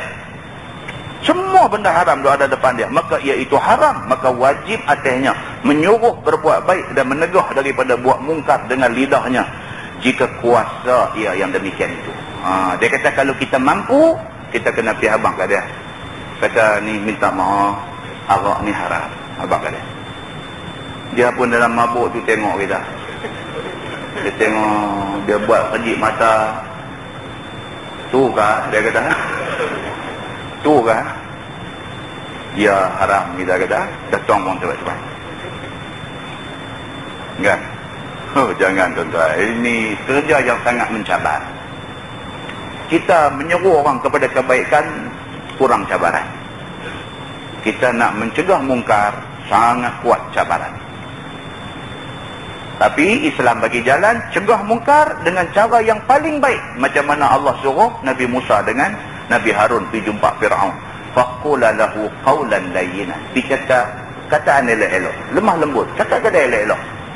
Yang cakap kita tu yang dia dengar, dia tak nampak kita nak peli dia tak nampak kita nak cabar dia, tapi dia nampak kasih sayang ada dalam diri kita. Nak bagi nampak macam tu. Nak bagi dia nampak kata kita tu boleh pergi tegur dia kerana kita sayang dia. Bukan senang tuan-tuan. Muslimin dan muslimat yang dirahmati Allah sekalian. Maka ada orang dia kata soal, hendak disuruh pemerintah-pemerintah negeri itu buat baik dan meninggalkan kejahatan pada masa masuknya itu, takut pula ia atas dirinya diseksa oleh pemerintah yang zalim itu. Maka jadilah ia diam itu kerana uzurnya itu. Dia kata ada orang tak boleh nak cakap sebab dia bimbang keselamatan dia dan keluarga dia. Sebab dia nak tegur ni bukan sebarang orang. Orang yang mempunyai kemungkinan boleh buat sesuatu yang buruk pada dia. Jadi itu dia nak anggap sebagai uzur dia. Boleh tak boleh? Dia tak tegur kerana ni. Kata dia sesungguhnya mengapa masuk menghadap raja itu jikalau tiada kuasa menjunjung sebagai yang disuruh syarak. Dia kata kalau dah hang tahu, hang tak boleh, hang tak makan cekak dengan dia, tak usah pergi jumpa dia. Begitu. Jikalau tidak dimasuk dan tiada dilihat, maka tentulah tidak beradab suruh syarak itu dengan dia. Kalau kita tak duduk depan dia duk buat maksiat ni, maka kita tak dipertanggungjawabkan. Tapi kalau kita dah duduk ada situ, kita tengok benda maksiat, kita kena cakap. Begitu. Sehingga digugurkannya daripada memperbuat sebagaimana suruh syarak itu dengan sebab uzurnya itu. Kata Imam Al-Ghazali rahimahullahu ta'ala. Maka di sini aku berkata, siapa tahu pada satu tempat itu ada jahat dan tahu dia akan dirinya tiada kuasa menghapuskan dan membuang jahat itu, maka tidak harus baginya pergi terus ke tempat itu supaya berlaku kejahatan itu di depan dia. Dan ia menempuh dan mendengar dan melihat kejahatan itu, padahal ia diam daripada mengengkarkannya. Bahkan seyogia memelihara akan dirinya daripada melihatnya. Imam Ghazali kata kalau kita rasa kita tak mampu nak tegur kejahatan tu, tak usah pergi campur dengan dia. Kalau kita pergi campur, Imam Ghazali kata kita kena tegur dengan cara yang baik. Begitu. Dan ada pun perkataan iaitu mendoa ia bagi orang yang zalim itu dengan berbagai-bagai doa dan memuji akan budinya ataupun membenarkan akan dia pada apa cakapnya yang batal dan bohong, sama ada dengan terang-terang, sama ada dengan terang-terang katanya ataupun dengan menggerakkan kepala mengiyakannya. Ini tak boleh. Kita duduk depan dia, kita tahu dia ni orang zalim apa orang tu, pergi doa pula bagi macam-macam pula kesejahteraan dekat dia. Kalau kita doa minta ya Allah bagi petunjuk dekat dia ni tak apa. Tapi tak, bukan doa minta Tuhan bagi petunjuk dekat dia, doa bagi dia makin kaya, doa bagi dia ni apa. Tak boleh. Nak doa dekat orang zalim ni, doa minta Allah bagi petunjuk boleh. Nak doa supaya dia lebih tak boleh. Kerana kita seolah-olah nak menyuburkan maksiat yang ada dalam diri dia. Apatah lagi dia kata dah pergi duduk depan dia, hak tak betul kita pergi duduk kata ya betul, sungguh, ya sungguh, dia jahanam kita. Tak boleh macam tu dia kata. Ataupun manih muka, ataupun menzahirkan kasih dan berkasih-kasihan dan juga bertaulan dengan dia. Pergi tunjuk kita ni punyalah nak jaga dia, dia buat apa tak betul pun kita tunjuk manih muka suka. Tak boleh. Setidak-tidaknya ayat muka kita tu dia boleh tahu kata kita tak suka. Dia kena tahu daripada ayat muka kita. Begitu. Ataupun menzahirkan rupa ingin mau jumpanya dan juga rindu kepadanya. Tak boleh.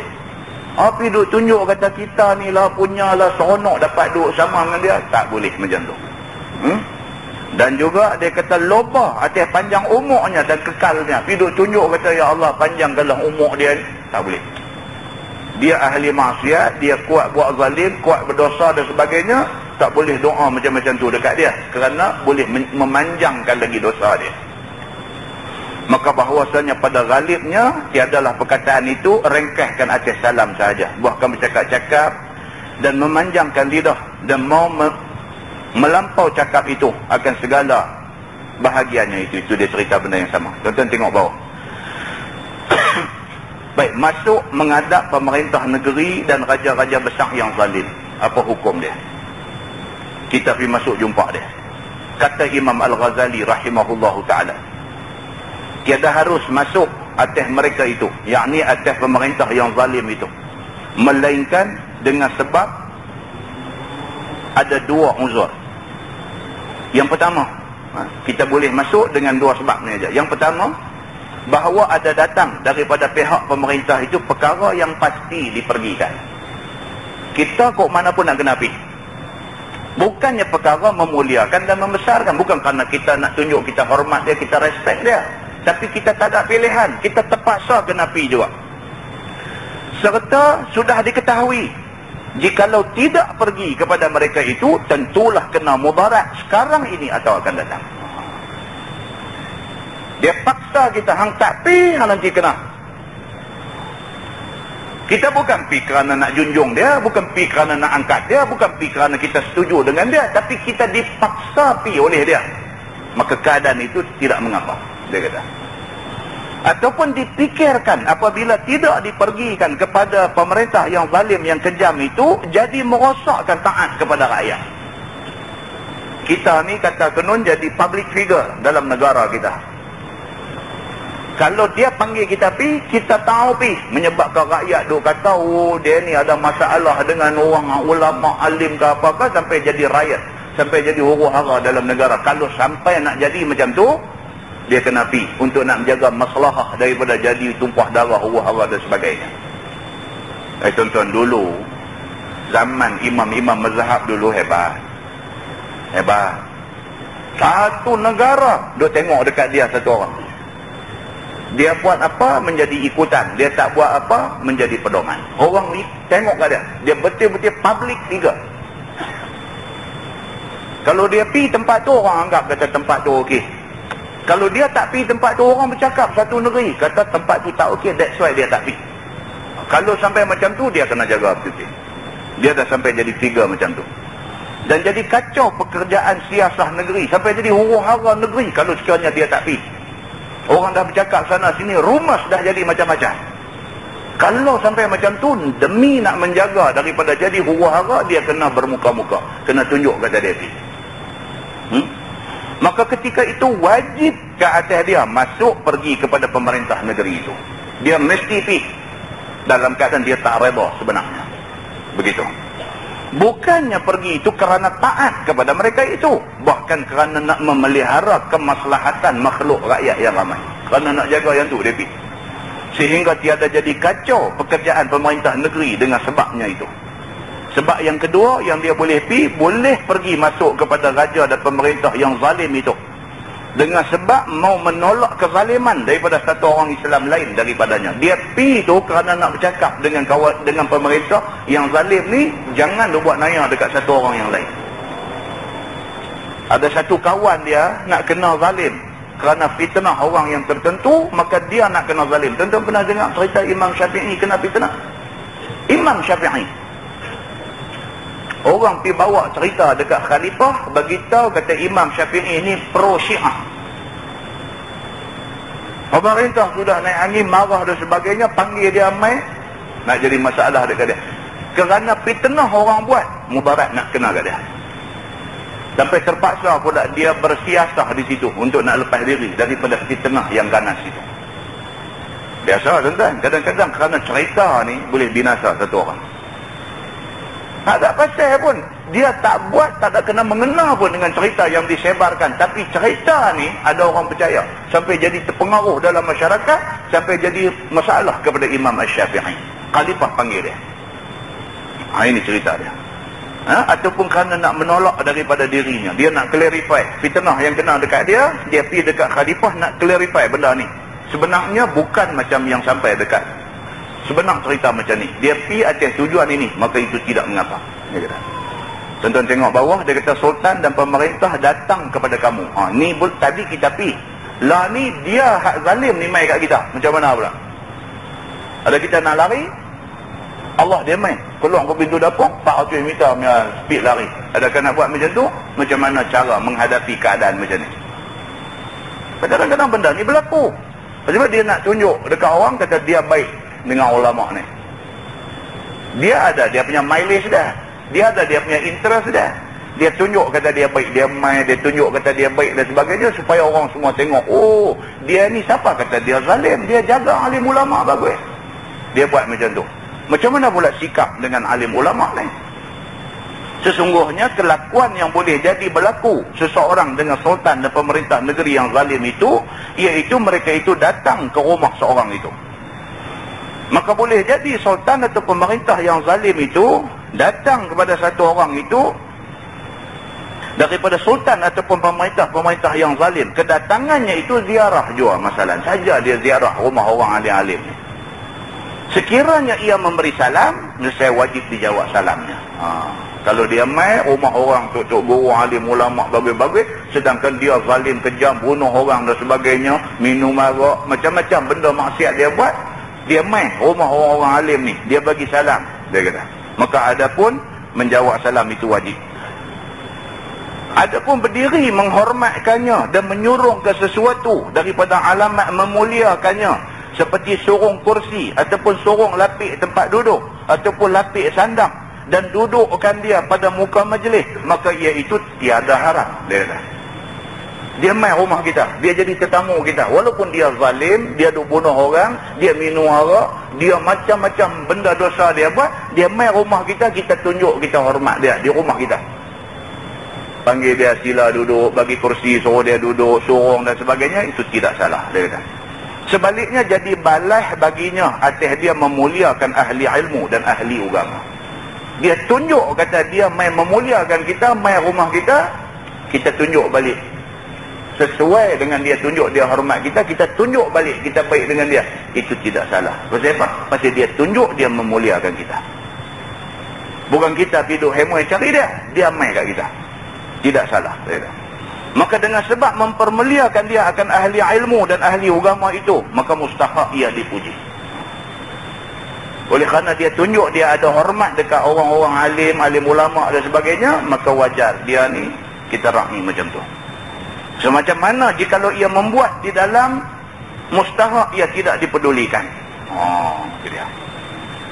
Kalau sekiranya dia buat sebaliknya, kita buat tak peduli kat dia, tak apa. Dengan kerana itu patut mulia dilawan dengan mulia dan menjawab salamnya. Kerana dia tunjuk dia mai kat kita, dia hormat kita, maka wajar kita tunjuk kita muliakan dia. Tengok poingan yang berikutnya. Dan jika masuk sultan dan pemerintah negeri yang zalim pada seorang ahli ilmu dan ahli agama, padahal ahli ilmu itu dalam orang yang ramai, maka memeliharakan malu pemerintah itu pada segala rakyatnya itu, iaitu satu perkara yang diberati jua oleh agama. Kalau depan orang ramai, kita tak boleh tunjuk kita tak hormat dekat dia. Kena tunjuk kita boleh hormat dia, manis muka, kena tunjuk. Pasal apa? Pijik mata bergantang-gantang duk tengok. Begitu. Ini dia pemerintah, tapi dia zalim, ahli maksiat, kejam, bunuh orang, minum arak, apa semua macam-macam maksiat dia buat. Depan orang ramai semua, dia jumpa kita, dia suruh tangan nak salam, kita lagu pi kelain lagu tu. Tak boleh. Dia kata kita menjatuhkan maruah dia. Maka pada ketika itu tidak apa berdiri memuliakan dia dengan niat menolakkan malunya. Kita bangkit bukan kerana kita hormat maksiat yang ada pada diri dia, tapi kita bangkit kerana nak elak dia daripada dia rasa malu. Begitu. Dan jika diketahuikannya demikian itu tiada merosakkan rakyat dan tiada jadi datang mudarat dengan sebab marahnya dan tiada sakit hatinya atasnya pada dirinya, maka meninggalkan berdiri dan meninggalkan menghormat itu lebih utama. Kok mana pun dia kata lari, tu saya ada jumpa dengan dia ni lagi baik. Jumpa jadi payah. Boleh ada lubang nak celah, boleh cabut bang. Bila ada dia jadi susah. Dia kata pasal apa? Pasal kita tahu dia bermasalah. Kita turut ditimpa masalah. Dia jadi macam tu. Kemudian dia kata wajib atas orang yang didatangi oleh sultan dan pemerintah negeri yang zalim dan kejam itu bagi nasihat kemudian daripada telah berjumpa itu dengan bermacam-macam hikayat dan bermacam-macam perumpamaan dan sesuatu daripada ayat Quran dan hadis Nabi. Dah jumpa, jangan lepaskan peluang tu. Bagi satu benda untuk dia ingat benda agama. Jumpa dah, tak ajarlah bercakap. Dia tanya, ustaz apa abang? Kita kata alhamdulillah, bolehlah. Kita kata apa nak buat, macam Nabi sendiri masuk. Macam Nabi sendiri pun ada kata boh satu, tak ada. Dia pun depan dia, oh ya ustaz, betul oh Nabi kata lagu tu. Satu sudah masuk, satu jarum sudah injek lagi, cukup. Jangan lepaskan peluang itu, dia kata. Mesti mau cakap benda-benda macam ni. Dan jangan pula dijumpa akan dia dengan sekalian yang demikian itu dengan bermasa muka. Sebaliknya membanyakkan seperti jatuh nasihat pada tempatnya. Jangan bila dah terpaksa jumpa dua depan, bila buat muka perat, apa pun tak bercakap, tak ada faedah. Dia pun tak dapat apa satu faedah daripada kita. Kita pun duk buat muka perat, letih buat muka perat ni. Macam yang duk tahan. Jumpa dah, cakap elok-elok. Satu hadis masuk, satu ayat Quran masuk, buatlah satu cerita apa kata dia, hari itu saya pergi mana ke, jumpa satu benda kejadian macam ni, satu orang mati kata, dah sukat mayat dia elok dah apa semua, tahu-tahu masa nak kapan, kain kapan jadi singkat, kata, bawa main satu cerita macam tu. Dia kata di mana tu? Abang pergi dekat-dekat dengan kampung asal dia pula. Allah, dia kata siapa tu? Cerita kat dia. Ada tuan-tuan, benda ni ada jadi. Saya pergi ceramah di lama punya cerita. Apa tu? Field Force di Perak apa? Kinta apa? Ulu Kinta ke apa? PGA lah ni. Komander dia masa tu cerita kat dia. Ada satu orang mati, dia pergi ziarah mayat tahun ni. Dia pergi sebab orang yang rapat dengan dia. 3-4 tahun lepas punya cerita. Jadi benda ni dia kata. Dia kata saya betul-betul ambil pengajaran ustaz benda ni, dia kata. Saya ada daripada awal sampai mayat kapan, sampai awak pergi masjid semayang, saya semayang sekali sampai ke bumi saya ada, dia kata. Jadi depan mata ustaz, masa mati depan mai duk sukat mayat berapa panjang semua saya duk tengok. Koyak kain kapan perak-perak apa semua saya duk tengok. Saat lagi lepas mandi pergi nak kapan, letak dia kata kepala boleh tutup, kaki nampak, tutup kaki, kepala nampak. Kawan yang duk kerja sukat, duk kerja apa semua ni, dia ni bukan baru pertama kali, dia dah berapa puluh tahun dah duk buat kerja tu, tak pernah silap. Dah buat macam mana, mayat dah sudah mandi dah, terpaksa tunggu saat pula nak kena ambil kain lain pula, duk koyak apa semua, apa buat mayat dah tahan berapa lama dalam tu. Dah siap ambil nak bubuh, keranda pula tak lepas. Kena duk repair, tambah bagi panjang apa dah semua. Padahal yang ukur untuk kain kapan orang lain, yang ukur untuk keranda buat kayu orang. Macam mana dua orang sukat boleh pergi jadi silap? Habis tak apalah, bawa pergi semayang nak simpan pula dah, liang pula dah tak cukup panjang pula. Kawan sukat nak buat liang pun orang lain. Jadi boleh jadi lagu tu. Saya ustaz saya tak tahulah, tapi minta maaf cakap lah ustaz. Dia kata mati ni pun saya tahulah dia ni cerita macam mana, dia kata. Kita kata cerita lah kita. Jadi itu ustaz mau ambil pengajaran, dia kata. Dia cakap tu di depan pegawai-pegawai dia apa semua ada lagi. Dia cakap nampak dengar ni, dia kata ni benda ni jaga baik-baik. Dia kata benda-benda macam ni mau duk jaga. Duit-duit haram, duit apa jangan hidup sangkut. Dia kata Tuhan dia tunjuk last, very last moment. Dah nak tanam dah, kita dah mati dah, masa tu dia tunjuk pun jadi bahan cerita orang. Tu doa dalam semayang mayat, Allahumma la taftinna ba'dahu waghfir lana walahu. Ya Allah, janganlah fitnah kami selepas kematian dia ni.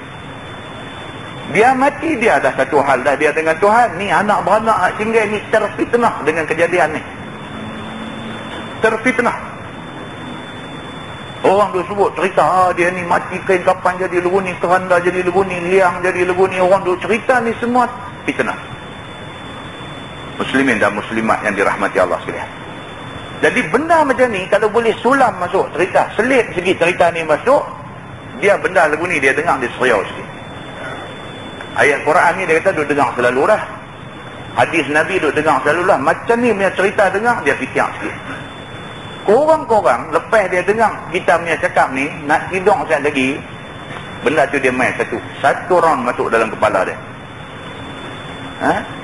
Dan pagi esok bangkit sembahyang subuh. Cukuplah. Ini dia kata kalau dah tak dapat tidak pergi jumpa, kena cakap. Dia kata, dan jika ada ia, yakni orang yang zalim ini memperbuat barang yang tiada diketahui akan haramnya sekalipun, maka diberi nasihat dengan baik-baik juga. Kalau sekiranya kita rasa dia ni tak tahu ni, kata pakai benda ni haram, kita kena beritahu ke dia elok-elok. Ada orang tak tahu, ada orang laki-laki tak tahu, kata laki-laki haram pakai sutra. Dia tak tahu, dia tu ingat tak salah. Kita beritahu kepada dia, oh satu benda dia dapat. Baik, masalah dia kata berjauh daripada sultan dan pemerintah negeri yang zalim itu, supaya tiada mereka itu melihat akan dia dan tiada ia melihat akan mereka itu. Maka inilah sebaik-baik kelakuan. Sebaik-baiknya hindarkan diri kita daripada hidup bergui dengan mereka ni. Dan ia itu wajib pula kita hindar diri, kerana tiada selamat melainkan dengan menghindarkan diri. Dan bercampur dengan mereka itu dapat fitnah dan dapat kezaliman dan dapat maksiat. Maka lazimlah pada waktu berjauh dengan mereka itu i'tiqadkan benci akan orang-orang yang zalim ini, dan tiada suka akan mereka itu kekal dalam dunia ini, dan tidak dipuji atas mereka itu di mana-mana majlis, dan tiada ditanya apa hal mereka itu pada orang. Tu saya ambil berat maksudnya. Dan tiada berdamping dengan orang-orang yang berdamping dengan orang-orang yang zalim itu. Kita tahu ni kawan pada orang yang zalim, dengan dia ni pun tu saya hidup rapat sangat. Begitu. Maka apabila ada terlintas dalam hati akan kerja mereka itu, maka hendaklah lupakan. Dengan mereka ni apa pun tu saya duk fikir lah, buang masa aja fikir pasal mereka. Kerana lupakan mereka itu lebih elok daripada ingat mereka itu. Itu dia. Dan apa yang kita faham? Perbuatan zalim, perbuatan dosa, perbuatan maksiat ni Allah tak suka. Dan Allah dan Nabi bukan saja tak suka, Allah dengan Nabi suruh kita pun tak suka kepada orang yang menjadi ahli maksiat dan orang yang zalim. So pengajaran yang paling besar kita nak kena ambil apa dia? Kita jangan jadi ahli maksiat dan jangan terlibat di dalam sebarang kerja-kerja menzalimi orang. Jangan terlibat. Begitu. Dia kata alhamdulillah yang adat tamam, maka sempurnalah juzuk yang ke-16 dan mengiringi juzuk yang ke-17 oleh abwabus sifatil qiyamah. Wallahu alam. Jadi kita pun khatam jilid berapa ni? Jilid 16 khatam malam ni. Jadi dah khatam, kita boleh tutup ke apa kuliah ni? Kita boleh rehat ke apa, nanti kita bincang dengan pengurusi, dengan tu imam masjid. Kita tengok jadual bulan depan ada ke tak ada. Kalau berunding, pengurusi imam apa kata, Ustaz pun dah lama dah di sini, eloklah kalau nak berhenti, tak berhenti. Kan tuan-tuan, sebenarnya bagus bila habis satu bab, habis satu kitab ataupun cuti puasa. Bagus. Kerana dia memberi masa kepada pihak tuan rumah untuk menilai. Kan, kadang-kadang ada tempat dia ada benda tak berkenan lah dengan ustaz yang mengajar ni. Dia ada benda tak berkenan. Ustaz ni lagu tu kan, lagu ni kan, macam mana kan, dia ada benda tak berkenan. Jadi dia nak suruh berhenti, sedangkan tengah tu jalan kitab tak cantik. Inilah peluangnya. Kan, untuk nak stop ke, untuk nak rehat tak ke, untuk nak apa, inilah peluangnya. Jadi kita akan bincang balik lepas ni, tengok macam mana. Kalau nak sambung bab apa, tajuk apa. Kalau nak rehat, beritahu nak rehat berapa bulan. Ataupun kalau nak berhenti, salam sekali dengan minta halal ilmu. Assalamualaikum warahmatullahi wabarakatuh. Kan? Nanti kita jumpa tahlim pula. Kan? Jadi kita nanti bincang balik lepas ni, insyaAllah. No? Terima kasih kerana tuan-tuan sanggup duduk habis masa untuk nak mendengar hadis-hadis Nabi SAW.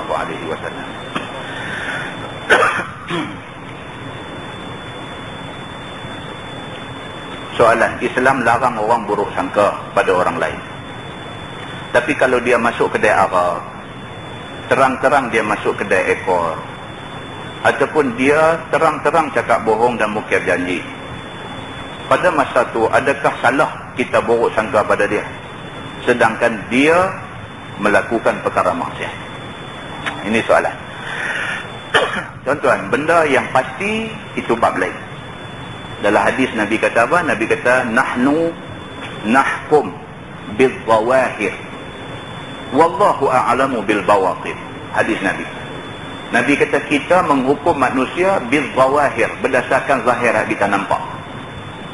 Wallahu a'lamu bil-bawatin. Tapi hak sebenar batin Tuhan saja yang tahu. Kan? Mata kita nampak memang dia ambil botol arak, baru buka, minum, dan lepas tu dia mabuk. Kan? Kita kata dia ni ahli maksiat. Sebab pasal dia minum arak. Tidak salah. Pasal kita menghukum zahir kita nampak terang-terang.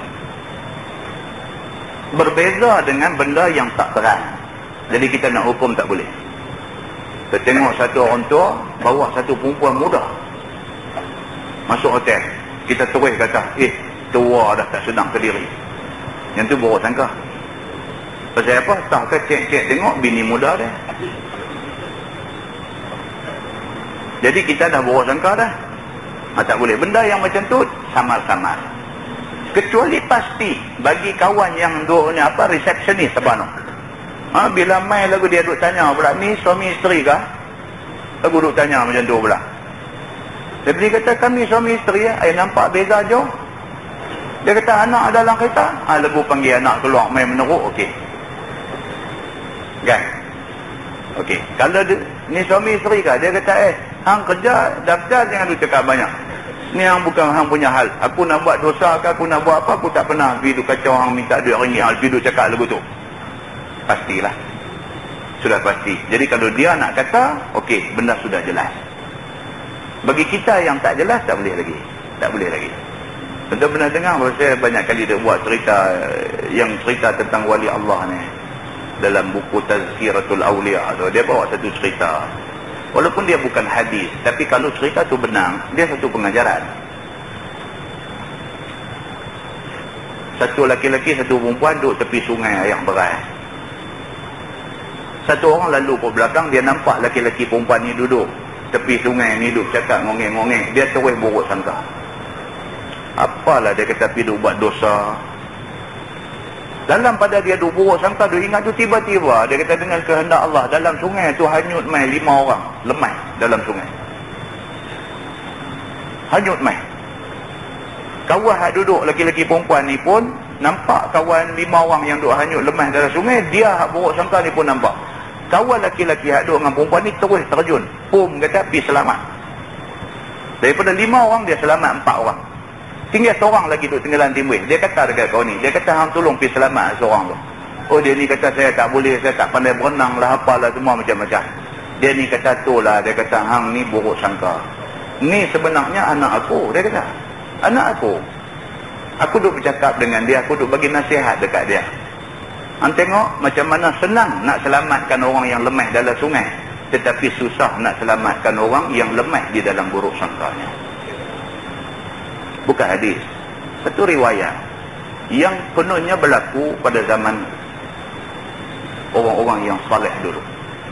Kalau cerita ni betul, itu satu pengajaran. Kan? Balik kepada soalan kawan kita ni, salahkah kalau kita buruk sangka dekat dia, sedangkan dia ni memang kita tengok masuk kedai arak dan minum arak, duk tikam dan buat ekor dan sebagainya, memang pasti dia duk buat kerja tu. Bukan kita dengar cerita orang, memang pasti dia buat benda tu. Kita biasa bercakap dengan dia dan dia sendiri mengaku. Dia kata aku tikam ekor. Dia kata mana nak tahu kot satu hari kalau kena, dia kata boleh pergi haji. Dia pergi kata lagu tu kat kita. Maknanya memang dia tikam ekor betul lah. Dia salah faham macam tu. Mana nak tahu, dia kata esok kalau kena boleh aku pergi haji. Memang betul lah macam tu. Jadi adakah kita buruk sangka? Itu bukan buruk sangka. Itu dia memang ahli maksiat. Bukan buruk sangka. Buruk sangka ni benda tak pasti, kita duk sangka aja dia ni macam-macam. Buruk sangka tak boleh. Tapi kalau dia memang ahli maksiat, kita menghukum dia berdasarkan zahir. Allah mengetahui tentang batin dia. Begitu. Wallahu a'lam. Yang baik itu daripada Allah, yang tak baik silap saya. Kita tangguh dengan tasbih kafarah dan surah Al-Asr. Subhanallah. Asyhadu an la ilaha Bismillahirrahmanirrahim. Wal-'asr.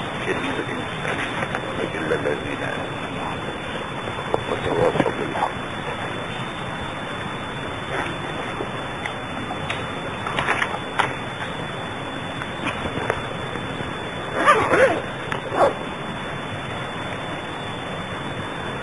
اللهم صل على محمد في الأولين والآخرين وسلم. رضي الله تبارك وتعالى عن سادتنا أصحاب سيدنا رسول الله أجمعين. بسم الله الرحمن الرحيم. الحمد لله رب العالمين حمدا يوافي نعمه ويكافئ مزيده. يا ربنا لك الحمد كما ينبغي لجلال وجهك الكريم وعظيم سلطانك. رضينا بالله ربا وبالإسلام دينا وبمحمد نبيا ورسولا. اللهم افتح علينا فتوح العارفين وارزقنا فهم النبيين بجاه خاتم المرسلين. اللهم فقهنا في الدين وعلمنا التأويل واهدنا صراطك المستقيم. الله